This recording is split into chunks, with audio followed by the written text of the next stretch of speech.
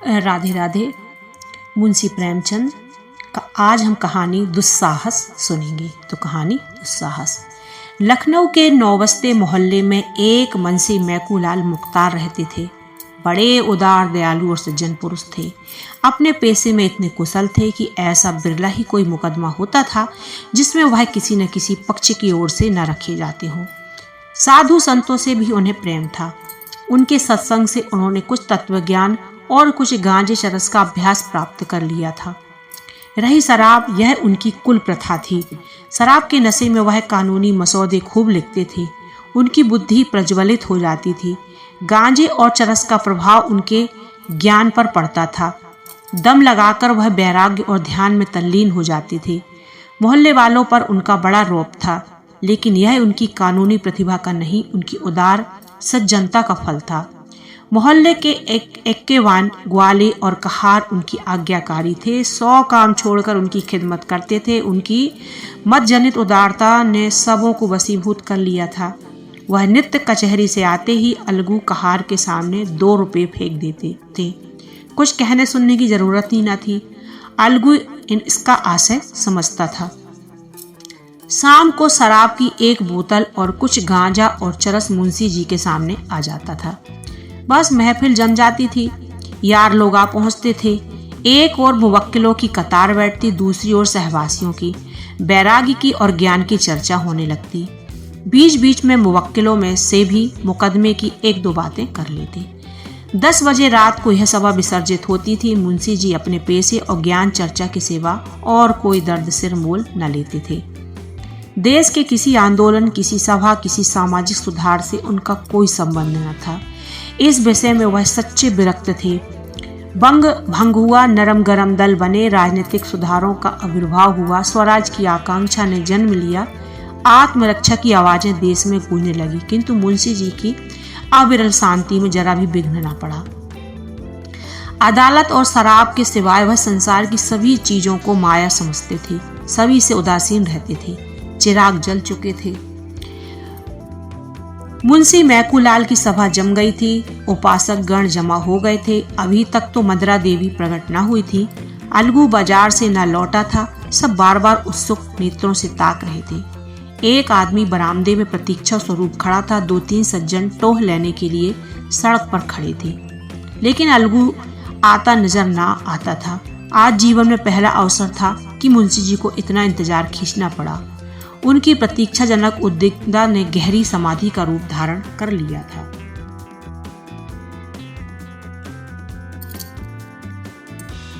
और संकट के दिन कट गए। गौरी ने प्रसन्न मुख से होकर कहा, मैं कहती थी ना कि नहीं, ईश्वर सबकी सुधि लेते हैं और कभी न कभी हमारी भी सुधि लेंगी, मगर तुमको विश्वास ही न आया था। बोलो, अब तो ईश्वर की दयालुता के कायल हुए? दीननाथ ने हठ धर्मी करते हुए कहा, यह मेरी दौड़ धूप का नतीजा है। ईश्वर की क्या दयालुता। ईश्वर को तो जब जानता तब कहा से छप्पर फाड़ कर भेज देते, लेकिन मुंह से चाहे कुछ कहे, ईश्वर के प्रति उसके मन में जो श्रद्धा उदय हो गई थी। दीननाथ का स्वामी बड़ा ही रूखा आदमी था और काम में बड़ा चुस्त। उसकी उम्र 50 के लगभग थी और स्वास्थ्य भी अच्छा ना था। फिर भी वह कार्यालय में सबसे ज्यादा काम करता।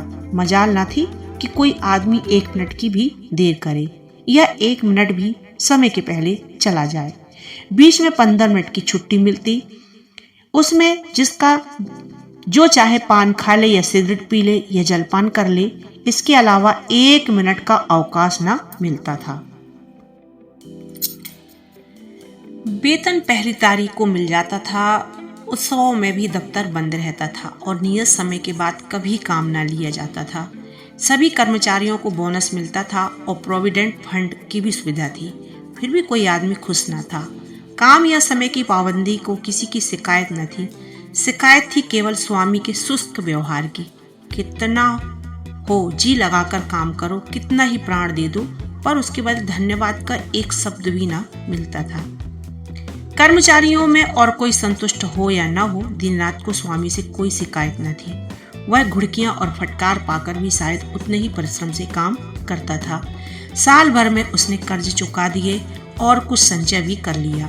वह उन लोगों में था जो थोड़े में भी संतुष्ट रह सकते हैं। अगर नियमित रूप से मिलता जाए 1 रुपया भी किसी खास काम में खर्च करना पड़ता तो दंपति में घंटों सलाह होती और बड़े दाव झाव के बाद कहीं मंजूरी मिलती थी। बिल गौरी की तरफ से ही पेश होता तो दीनानाथ विरोध में खड़ा होता। दीनानाथ की तरफ से पेश होता तो गौरी उसकी कड़ी आलोचना करती। बिल को पास करा लेना प्रस्तावक की जोरदार वकालत पर मुनहसर था। सर्टिफाई करने वाली कोई तीसरी शक्ति वहां न थी और दीनानाथ अब पक्का आस्तिक हो गया था। ईश्वर की दया या न्याय में उसे अब कोई शंका न थी। नित्य संध्या करता और नियमित रूप से गीता का पाठ करता। एक दिन उसके एक नास्तिक मित्र ने जब ईश्वर की निंदा की तो उसने कहा, भाई इसका तो आज तक निश्चय नहीं हो सका ईश्वर है या नहीं।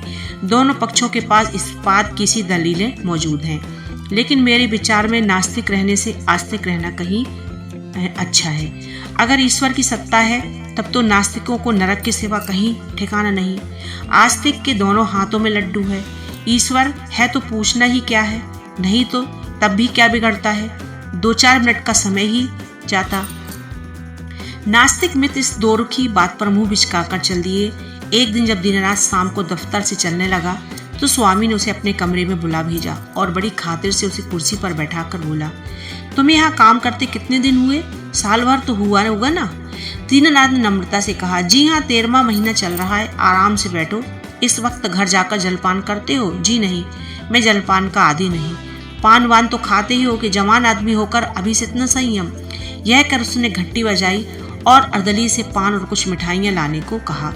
दीनानाथ को शंका हो रही थी कि आज इतनी खातिरदारी क्यों हो रही है। कहाँ तो सलाम भी नहीं लेते, कहाँ आज मिठाई और पान सभी कुछ मंगाया जा रहा है। मालूम होता है मेरे काम से खुश हो गए हैं। इस ख्याल से उसे कुछ आत्मविश्वास हुआ और ईश्वर की याद आ गई।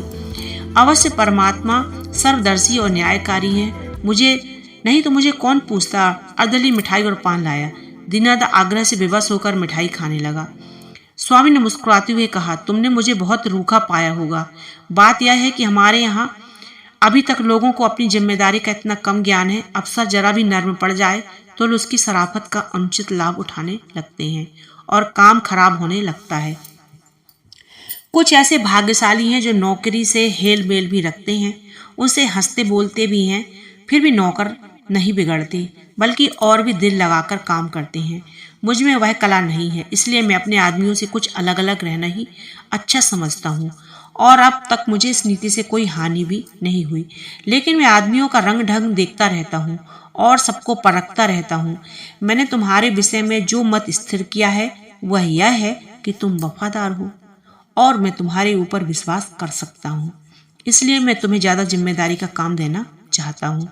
जहाँ तुम मुझे खुद बहुत कम काम करना पड़ेगा, केवल निगरानी करनी पड़ेगी। तुम्हारे वेतन में 50 रुपए की और तरक्की हो जाएगी। मुझे विश्वास है कि तुमने अब तक जितनी तनदेही से काम किया है उससे भी ज्यादा तनदेही से आगे करोगे। दीनानाथ की आंखों में आंसू भर आए और कंठ की मिठाई कुछ नमकीन हो गई। जी में आए स्वामी के चरणों पर सिर रख दी और कहे, आपकी सेवा के लिए मेरी जान हाजिर है। आपने मेरा जो सम्मान बढ़ाया है मैं उसे निभाने में कोई कसर न उठा रखूंगा। लेकिन स्वर कांप रहा था। वह केवल कृतज्ञता भरी आंखों से देखकर रह गया।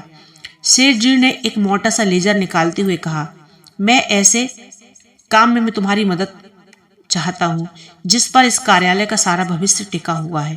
इतने में आदमियों मैंने तुम्ही को विश्वास योग्य समझा है और मुझे आशा है कि तुम मुझे निराश न करोगे।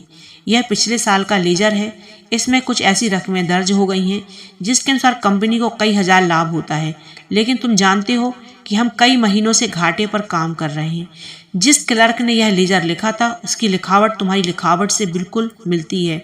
अगर दोनों लिखावटें आमने सामने रख दी जाएं तो किसी विशेषज्ञ को उसमें भेद करना कठिन हो जाएगा। मैं चाहता हूं कि तुम लेजर में एक पृष्ठ फिर से लिखकर जोड़ दो और उसी नंबर का पृष्ठ उसमें से निकाल लो। मैंने पृष्ठ का नंबर छपवा लिया है, एक दफ्तरी भी ठीक कर लिया है जो रात भर में लेजर की जल्दबंदी कर देगा। किसी को पता तक न चलेगा। जरूरत सिर्फ यह है कि तुम अपनी कलम से उस पृष्ठ की नकल कर दो। दीनानाथ ने शंका की, जब उस पृष्ठ की नकल करनी थी तो उसे निकालने की क्या जरूरत है? सेठ जी हंसे। तो क्या तुम समझते हो कि उस पृष्ठ की हूबहू नकल करनी होगी? मैं कुछ रकमों में परिवर्तन कर दूंगा। मैं तुम्हें विश्वास दिलाता हूँ कि मैं केवल कार्यालय की भलाई के ख्याल से कार्रवाई कर रहा हूँ। अगर यह रद्दोबदल न किया गया तो कार्यालय से 100 आदमियों की जीविका में बाधा पड़ जाएगी। इसमें कुछ सोच विचार करने की जरूरत नहीं है, केवल आधा घंटे का काम है। तुम बहुत तेज लिखते हो। कठिन समस्या थी। स्पष्ट था कि उसने जाल बनाने को कहा जा रहा है।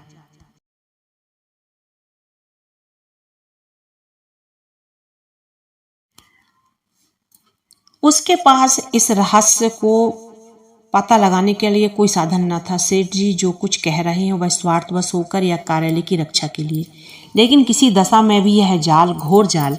क्या वह अपनी आत्मा की हत्या करेगा? नहीं, किसी तरह नहीं। उसने डरते डरते कहा, मुझे आप क्षमा करें, मैं यह काम न कर सकूंगा।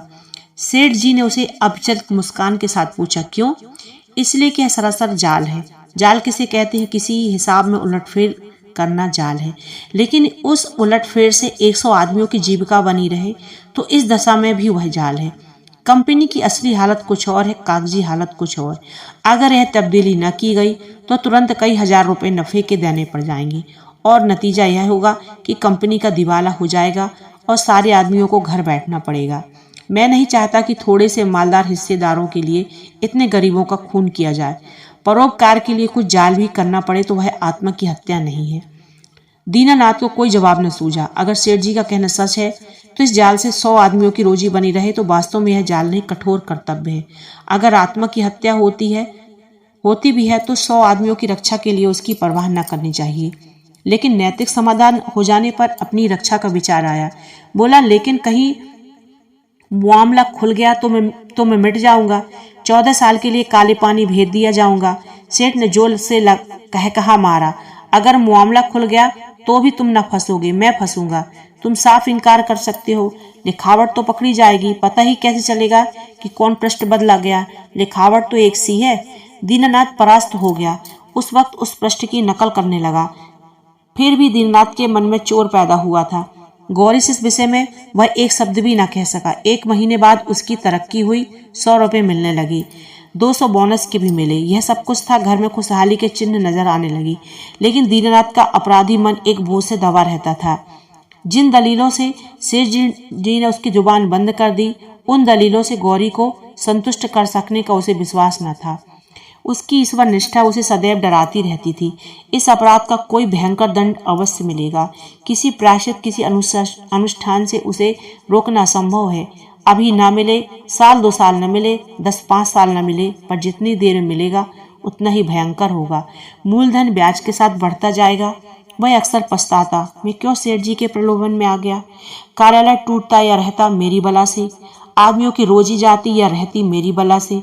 मुझे तो यह प्राण पीड़ा न होती, लेकिन अब जो कुछ होना था हो चुका और दंड अवश्य मिलेगा। इस शंका ने उसके जीवन का उत्साह, आनंद और माधुर्य सब कुछ हर लिया। मलेरिया फैला हुआ था, बच्चे को ज्वर आया। दीनानाथ के प्राण नहों में समा गए। दंड का विधान आ पूछा, कहाँ जाए, क्या करे, कैसी बुद्धि भ्रष्ट हो गई। गौरी ने कहा, जाकर कोई दवा लाओ या किसी डॉक्टर को दिखा दो। 3 दिन तो यों ही हो गए। दीनानाथ ने चिंतित मन से कहा, हाँ जाता हूँ, लेकिन मुझे बड़ा भय लग रहा है। भय की कौन सी बात? बेबात की बात मुंह से निकालते हो। आजकल किसे ज्वर नहीं आता? ईश्वर इतना निर्दयी क्यों है? ईश्वर निर्दयी है पापियों के लिए। हमने किसका क्या हर लिया? ईश्वर पापियों को कभी क्षमा नहीं करता। पापियों को दंड ना मिले तो संसार में अनर्थ हो जाए। लेकिन आदमी ऐसे काम भी तो करता है कि जो एक दृष्टि से पाप हो सकते हैं, दूसरी दृष्टि से पुण्य। मैं नहीं समझी। मान लो मेरे झूठ बोलने से किसी की जान बचती हो तो क्या यह पाप है? मैं तो समझती हूँ कि ऐसा झूठ पुण्य है। तो जिस पाप से मनुष्य का कल्याण हो वह पुण्य है, और क्या। दीनानाथ की अमंगल शंका थोड़ी देर के लिए दूर हो गई। डॉक्टर को बुला लाया, इलाज शुरू किया। बालक 1 सप्ताह में चंगा हो गया, मगर थोड़ी देर बाद वह खुद बीमार पड़ा। वह अवश्य ईश्वरी दंड है और वह बच नहीं सकता। साधारण मलेरिया ज्वर था, पर दीनानाथ की दंड कल्पना ने उसे सन्निपात का रूप दे दिया। ज्वर में नशे की हालत की तरह यों भी कल्पना शक्ति तीव्र हो जाती है। पहले केवल मनोगत शंका थी, वह भीषण सत्य बन गई।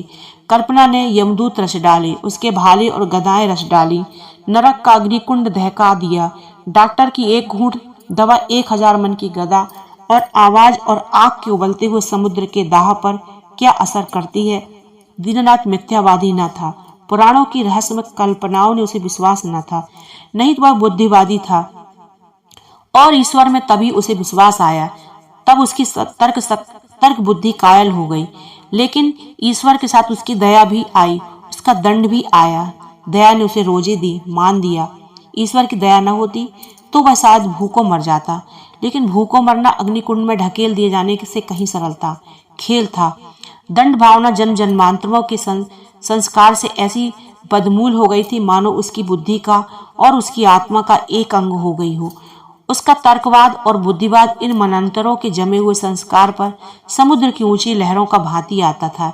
एक क्षण में उन्हें जगमग्न करके फिर लौट जाता था और वह पर्वत ज्यों का त्यों अचल खड़ा रह जाता था। जिंदगी बाकी थी, बच गया। ताकत आते ही दफ्तर जाने लगा। एक दिन गौरी बोली, जिन दिनों तुम बीमार थे एक दिन तुम्हारी हालत बहुत नाजुक हो गई थी, तो मैंने भगवान से कहा कि वह अच्छे हो जाएंगे तो 50 ब्राह्मणों को भोजन कराऊंगी। दूसरे दिन तुम्हारी हालत सुधरने लगी। ईश्वर ने मेरी विनती सुन ली।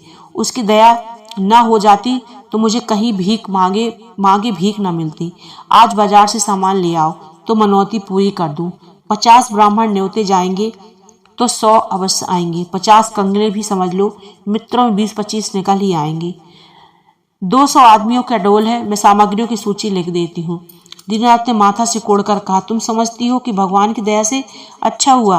और कैसे अच्छे हुए? अच्छा हुआ इसलिए जिंदगी बाकी थी। ऐसी बातें न करो, मनौती पूरी करनी होगी। कभी नहीं, मैं भगवान को दयालु नहीं समझता। और क्या भगवान निर्दयी है? उनसे बड़ा निर्दयी कोई संसार में न होगा, जो अपने रचे हुए खिलौनों को उनकी भूलों और बेवकूफियों की सजा अग्निकुंड में ढकेल कर दे।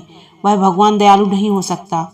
भगवान जितना दयालु है उससे असंख्य गुना निर्दयी है, और ऐसे भगवान की कल्पना से मुझे घृणा होती है। प्रेम सबसे बड़ी शक्ति कही गई है। विचारवानों ने प्रेम को ही जीवन की और संसार की सबसे बड़ी विभूति मानी है। व्यवहार में ना सही, आदर्श में प्रेम ही हमारे जीवन का सत्य है। मगर तुम्हारा ईश्वर दंड भय में सृष्टि का संचालन करता है, फिर उसमें और मनुष्य में क्या फर्क हुआ? ऐसे ईश्वर की उपासना मैं नहीं करना चाहता, नहीं कर सकता। जो मोटे हैं उनके लिए ईश्वर दयालु होगा, क्योंकि वे दुनिया को लूटते हैं। हम जैसों को तो ईश्वर की दया कहीं नजर नहीं आती। हाँ, भय पग पग पर खड़ा घुरा करता है। यह मत करो नहीं तो ईश्वर दंड देगा, वह मत करो नहीं तो ईश्वर दंड देगा। प्रेम से शासन करना मानवता है, आतंक से शासन करना बर्बरता है। आतंकवादी ईश्वर से तो ईश्वर का न रहना ही अच्छा है। उसे हृदय से निकालकर मैं उसकी दया और दंड दोनों से मुक्त हो जाना चाहता हूँ। एक कठोर दंड बरसों के प्रेम को मिट्टी में ला देता है। मैं तुम्हारे ऊपर बराबर जान देता रहता हूँ, लेकिन किसी दिन झंडा लेकर पीठ चलूं तो तुम मेरी सूरत न देखोगी। ऐसे आतंकमय दंडमय जीवन के लिए मैं ईश्वर का एहसान नहीं लेना चाहता। बासी भात में खुदा की साजी की जरूरत नहीं है। अगर तुमने ओज भोज पर जोर दिया तो मैं जहर खा लूंगा। गौरी उसके मुंह की ओर भयातुर नेत्रों से ताकती रह गई। राधे राधे।